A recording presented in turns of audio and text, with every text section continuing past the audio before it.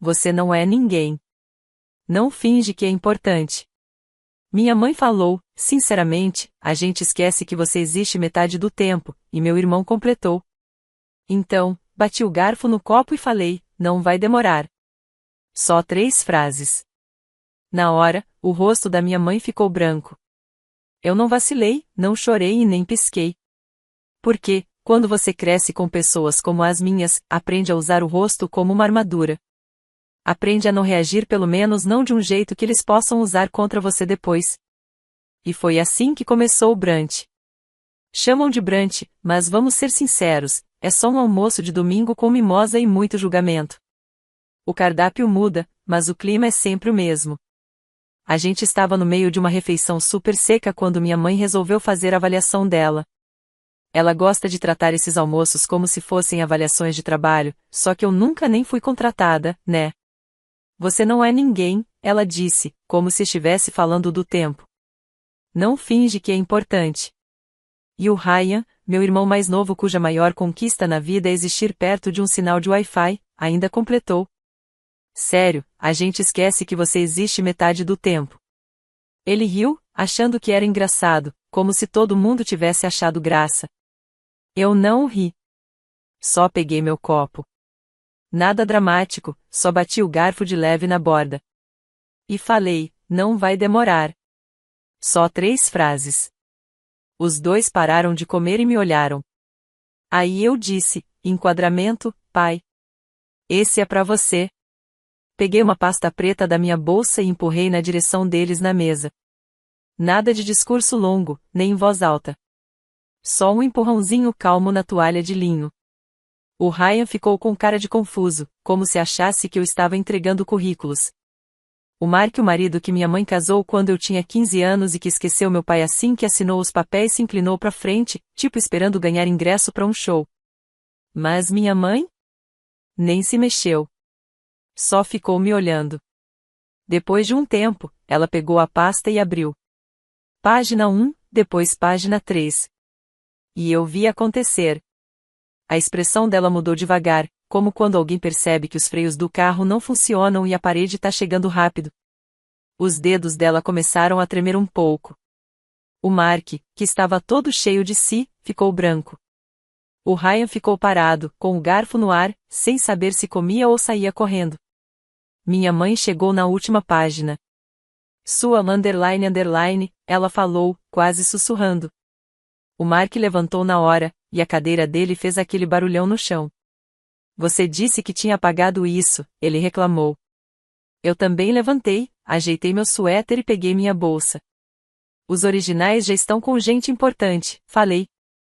Isso aqui é só um presente para vocês. E fui embora. Agora, voltando um pouco. Tecnicamente, eu tinha voltado a morar com eles uns 3 meses antes desse lindo brunch de família. Falei para eles que não conseguia mais pagar meu apartamento, que estava passando aperto e precisava de ajuda. Minha mãe aceitou, mas daquele jeito, disse sim, mas deixou bem claro que queria aluguel, ajuda nas tarefas de casa e zero drama. Ah, detalhe, o Ryan também mora lá. Sem trabalho, sem pagar aluguel, sem ajudar em nada. Só suja prato e dá opinião que ninguém pediu. E onde eu fui parar? Na lavanderia. Nem foi no quarto de hóspedes, nem no meu antigo quarto. Foi na lavanderia mesmo. A secadora ainda tá lá. Ele se mexia à noite como se estivesse possuído. E toda vez que ele fazia a parede tremer, eu lembrava, é só esperar mais um pouco. Só até eu achar o que precisava. Porque eu não estava lá para fazer amizade. Não era porque eu não tinha onde ficar. Eu estava lá porque sabia que tinha coisas que eles nunca imaginaram que eu pudesse encontrar e eu ia achar. Mas no brunch, nada disso apareceu no meu rosto. No brunch, eu servi o suco de laranja, passei a manteiga. Sorri quando Mark fez aquelas piadas sem graça sobre a geração Y não saber lavar roupa. Irônico, né? Eu que lavava tudo ali. Agradeci quando minha mãe me deu um guardanapo, como se tivesse me feito um grande favor. Ninguém perguntou como estava o trabalho. Ninguém quis saber no que eu estava trabalhando. O mais perto de demonstrarem interesse foi você ainda dirige aquele carrinho?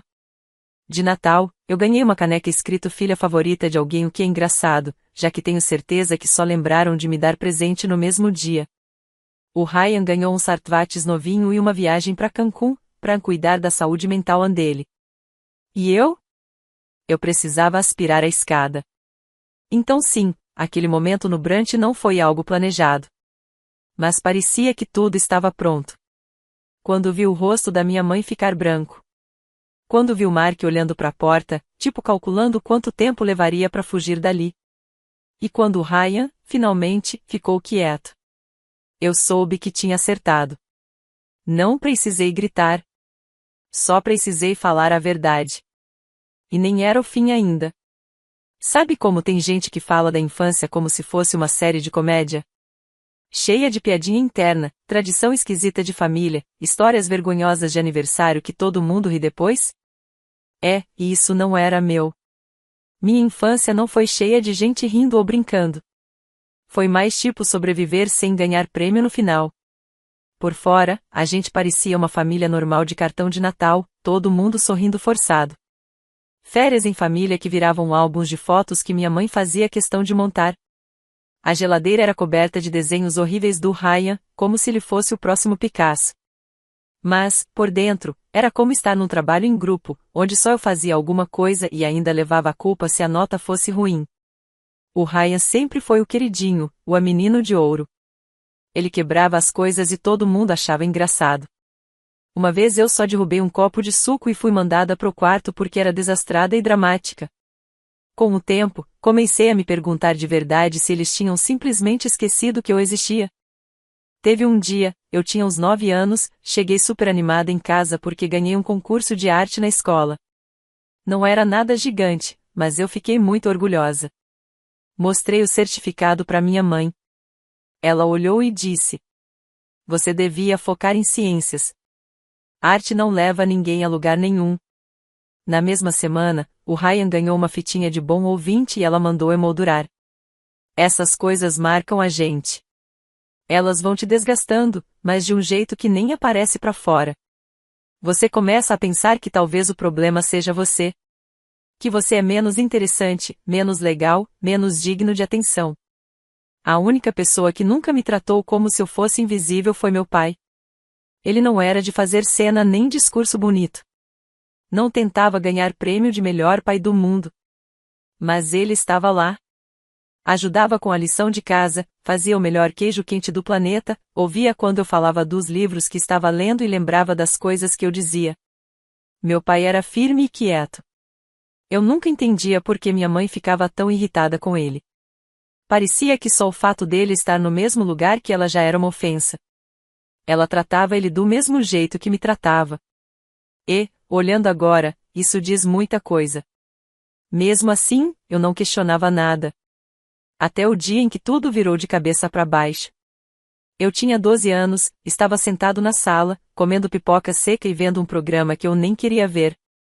O Ryan estava lá em cima. Minha mãe estava no telefone. De repente, ela desligou a TV e falou que precisava me mostrar uma coisa séria. E Soiler, quando alguém fala isso, nunca é coisa boa. Ela mexeu no celular, me mostrou a tela e disse: "Isso é do seu pai. Você precisa saber que tipo de homem ele é." Era uma mensagem curtinha, uma linha só. "Se você levar ela, eu mato vocês dois." Lembro que fiquei olhando para a tela sem conseguir entender. Meu cérebro simplesmente travou. Minha mãe falou que ele era perigoso, que ela sempre soube que tinha algo errado com ele, e que ia pedir a guarda total para me proteger. Enquanto dizia isso, ficou passando a mão nas minhas costas, como se fosse a heroína da história. Disse que agora eu não precisava mais ter medo. Eu nem chorei na hora. Só fiquei ali, parado, como se alguém tivesse puxado o chão e eu ainda estivesse caindo. Depois veio todo o processo, tribunal, silêncio, regras novas. Nada de ligação, nada de visita, nada de vamos conversar. Simplesmente, acabou. Meu pai sumiu da minha vida como se tivessem apagado ele do roteiro. E ainda me disseram para agradecer por isso. Vieram os tais anos de reconstrução, como minha mãe gostava de chamar. Só que, na real, ela nunca reconstruiu nada. Ela só reorganizou quem mandava em quem. Eu virei o saco de pancadas emocional dela. A ajudante dela. A filha que ela não queria, mas que teve que gerenciar. O Ryan ficou mais barulhento, mais preguiçoso, mais cruel. E eu? Virei invisível. Ela parou de fingir que éramos uma família. Ficou bem claro que eu só estava ali porque ela não queria arriscar mandar a filha morar com alguém que ela dizia ser instável. Mas o amor, o carinho, a mínima decência, tudo isso já tinha ido embora. Passei muito tempo sem pensar no meu pai. De verdade. Coloquei ele numa caixinha na minha cabeça, com uma etiqueta de perigoso, e fechei a tampa. Mas tem coisas que não ficam enterradas, principalmente quando nunca fizeram sentido para começo de conversa. Tinha muita coisa que não batia. Muitos momentos em que eu ouvia alguém falar do pai e sentia uma dor estranha, tipo um luto que ninguém reconhecia. E aquela mensagem nunca soou certa. Meu pai não era aquele monstro que pintaram. Ele era o cara que chorava vendo Procurando Nemo. O cara que pedia desculpa se levantasse um pouco a voz. O cara que falava eu te amo toda vez que a gente se falava. Mas eu nunca falei nada sobre isso. Porque, se você começa a questionar uma mentira, precisa questionar todas. E eu não estava pronta para isso. Ainda não. Aí o tempo passou. Cheguei nos meus 20 e poucos anos. As dúvidas ficaram mais fortes. O peso aumentou. Um dia, peguei o celular e mandei uma mensagem para um número que eu nem sabia se ainda era dele. Escrevi: "Oi, não sei se esse ainda é seu número, mas queria dizer oi. Leia." Ele respondeu 15 minutos depois. E foi aí que tudo começou a desmoronar. Eu não voltei. Não depois daquele brunch. Não depois da pasta batendo na mesa. Não depois de ver o rosto da minha mãe tentando esconder o pânico. Saí andando. Não olhei para trás. Não peguei as sobras de comida. Nem meu casaco. Não estava tão frio. E, para ser sincera, eu precisava mais da minha saída dramática do que de uma manga quentinha. Fiz check-in no aluguel de temporada usando um sobrenome falso.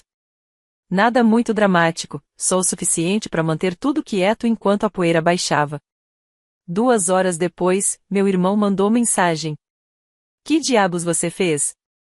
E logo em seguida, "A mamãe tá surtando. O Mark tá gritando." Eles não me contam o que aconteceu. Eu não respondi. Não porque eu não quisesse, mas porque eu realmente não queria. Deixei eles lá, sentados no próprio pânico. Deixei eles suando nas camisetas polo, tentando entender como a casa de mentiras deles pegou fogo de repente. Queria poder dizer que eu tinha um plano incrível desde o começo. Mas, para ser honesta, tudo começou com um palpite numa noite muito ruim. Eu tinha 23 anos. Não conseguia dormir. Aquela mensagem que a minha mãe me mostrou quando eu tinha 12 anos não saía da minha cabeça. "Se você levar ela, eu mato vocês dois." Aquilo me fez cortar meu pai da minha vida como se ele fosse um monstro. Fez eu ter medo até das lembranças boas. Mas quanto mais o tempo passava, menos aquilo fazia sentido. Meu pai era o tipo de cara que fazia panquecas em formato de bichinho. Que falava segurança em primeiro lugar sem nem rir. Não combinava com ameaça nenhuma. Então, numa noite, eu mandei uma mensagem para ele. "Oi, não sei se esse ainda é seu número, mas queria dizer oi." Ele respondeu 15 minutos depois. "Leia, eu tô esperando por isso há 10 anos." 3 dias depois, a gente se encontrou num parque. Território neutro. Eu meio que achei que ele ia parecer diferente, mais frio, tipo se a lembrança que eu tinha fosse só coisa de criança. Mas não. Ele tava igualzinho. Só com o cabelo um pouco mais grisalho. Um pouco mais magro. A gente sentou num banco e já estávamos na segunda xícara de café quando eu finalmente perguntei sobre a tal mensagem. Ele não se mexeu. Só balançou a cabeça devagar e disse: "Eu não escrevi isso. Eu não mandei. Eu nunca mandaria." Ele não implorou. Não chorou. Só falou que sentia muito por eu ter acreditado. Mas também disse que entendia porque eu acreditei. E o mais doido é que eu acreditei nele. Não porque ele tivesse provas, ele não tinha. Mas porque, no segundo em que ele falou, meu instinto ficou em paz. Aí eu comecei a investigar. No começo, nem sabia direito o que procurar. Eu não era hacker. Não era nenhuma teórica da conspiração. Era só uma filha querendo entender que diabos tinha acontecido. Então, eu fui atrás. Treinei, tirei certificação, me tornei investigadora particular de verdade. Isso mesmo. Investigadora mesmo, não aquele tipo de filme com sobretudo. Mas o tipo que trabalha com documentos oficiais. Perícia digital, recuperação de arquivos, rastreio de contas, essas coisas. Quando consegui meu registro, mudei de casa. Falei para minha mãe que tinha perdido o emprego. Que não ia conseguir pagar aluguel. Pedi uma ajudinha para me reerguer. Ela revirou os olhos e disse que eu podia ficar na lavanderia. Perfeito. Enquanto ela me enchia de tarefas para ajudar, eu procurei. E achei. Começou com um laptop velho, escondido atrás de uns suéteres. Tinha senha, mas nada que eu não desse conta. Dentro do computador tinha umas pastas com nomes bagunçados, tipo Legal One e backup de ativos. E até uma chamada abra com cuidado. Óbvio que eu abri. E lá estava, um rascunho da mensagem falsa. Se você levá-la, eu mato vocês dois. O pior. Ela digitou aquilo e salvou o arquivo 5 dias antes da data que disse pro tribunal. Tinha anotações nas laterais, revisões, até um comentário escrito. Muito dramático. Mas isso nem foi a pior parte. Achei e-mails dela com o Mark. Da época em que ainda eram só amigos. Falando sobre como fazer meu pai parecer instável. E como proteger o dinheiro. Falando em dinheiro, ela também dizia que meu pai tinha feito um mau investimento no divórcio. Que metade do que eles tinham sumiu. Mas, claro, em outra pasta porque ela guardava tudo. Achei os registros bancários escaneados. Transferências para uma conta Bize. Empresas falsas criadas no nome do Mark. Eles roubaram tudo. Incriminaram meu pai. Ficaram com a casa, com a empresa. Com a minha guarda. E deixaram ele com nada além de uma reputação destruída. Aí eu imprimi tudo, fiz várias cópias. E entreguei uma pro meu pai. Aquela que eu deslizei na mesa do brunch. Aquilo foi só um aviso. Voltando pro presente. 3 noites depois de eu ter saído. Alguém bateu na minha porta. Olhei pelo olho mágico. Era o papai. Ele não disse oi. Só ficou parado ali, com um sorriso cansado. E falou. Recebi a ligação. Tá acontecendo. O advogado já tinha dado entrada em tudo. Reabriu o processo. Ia buscar o dinheiro de volta, a casa e limpar o nome dele. Já tava rolando. Ele entrou, eu fiz chá. A gente sentou no sofá como se fosse uma noite qualquer. Então eu perguntei. Quer saber como eu encontrei tudo? Ele fez que sim. E eu contei. Não tudo ainda, mas o suficiente. Quando terminei, ele só disse. Você não precisava ter feito isso. E eu respondi. Eu não fiz isso por você. Fiz por mim. Foi aí que começaram a chegar as mensagens. Primeiro do Ryan. O que tá acontecendo? Você vai mesmo destruir a família por causa de coisa velha? Você passou dos limites. Você fez ela chorar. Depois da minha mãe, uma linha só. Você não terminou. Não pense que terminou. Fofo, né? Eu não respondi nenhuma. Porque eu sabia exatamente o que vinha pela frente. E eles não faziam ideia de quanta coisa eu ainda tinha para mostrar. Não demorou muito.